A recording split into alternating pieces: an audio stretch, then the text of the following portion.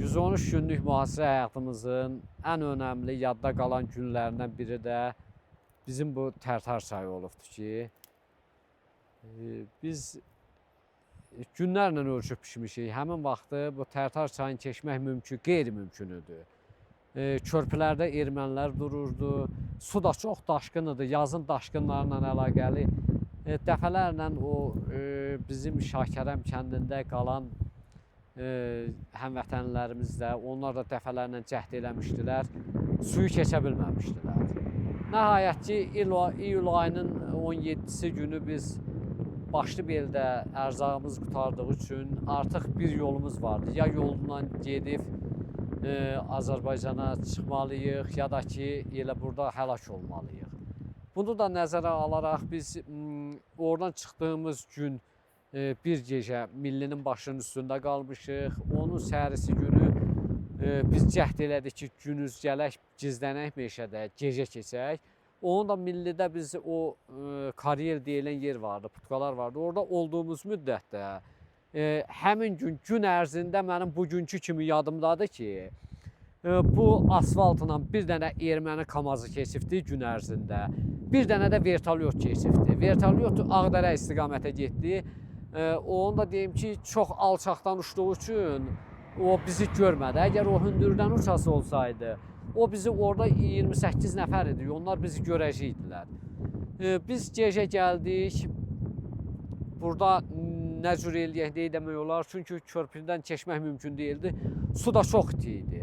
Həmin vaxtı şair Ələkbər Sönməzin orada götürdüyü bir kəndiri burada İsmət, Müşfiq, Məzahir götürüb gəlib bir dənə ağaca bağladılar. Sonra bir-bir.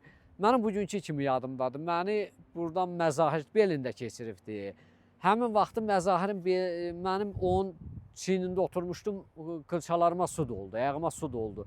Çay o qədər hündür gedirdi. Allah rəhmət eləsin. Rəhmətli Xasayıb yıxdı. Bir neçə metr apardıqdan sonra onu bir təhər gedib tutdular. Amma elə bir götürdüyü nəyi vardısa uşağın üçün ərzuqəsiz adı onu da su aparmışdı. Biz bu çaydan gəldik, Göydəriyə keçdik. Göydəriyə keçdik, gecə gəldik, bu alçalının altında meşədə qaldıq. Çünki getmək mümkün deyildi. Səhər-səhər biz çıxıb gedəndə meşənin içindən gedirik. Mənim qabaq tərəfimdə Allah rəhmət eləsin əsgəridə Xəlil. O gedəndə ayağının altından kötük çıxdı. Kötüyün altından ilan çıxıb dik qabağımda dayandı. Yəni ki, deməyim odur ki, bu Göydərə, bu Tərtər çayı bizim o xilas yolumuzda bunun da böyük rolu var idi.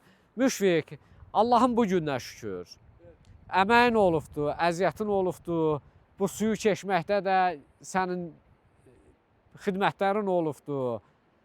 Sən belə götürəndə o Tanrı yoxuşunda bir bekərəcə yatdın, o biraz çətinlik yaratdı.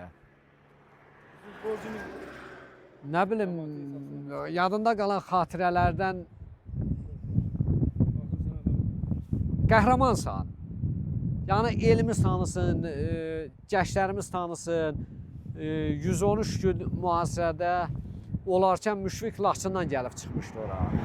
Orada gəldilər, onlar da yolu tanımırdılar, onlar da orada bizə qoşuldular. Orada 9 nəfər əsgər idi. Onlardan bugün Allah rəhmət eləsin, Vüqar, Zərdabdan Vüqar qəhrəmandır. 4 erməni qanı tökdü Başlı Beldə. Müzahim orada olan dinc sakinlərin köməkçisi olubdu.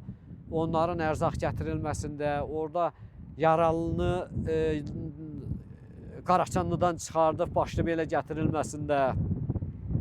Müşfiqin də rolu. Müşfiqin mən həmin vaxtlar bir dəfə yatdığını görmədik. Biz gedib gəlirdik, çünki biz 2 dəstəydik, başqa yerdə qalırdı. Mən Müşfiqi həmişə o çayın qırağında, əlində avtomat orada gözətdə görürdüm ki, o deyirdi ki, mən görsəm ki, erməni gəlir, güllə atacam, qaçın. Müşfiq, buyur, söz sənindir. Müşfiq,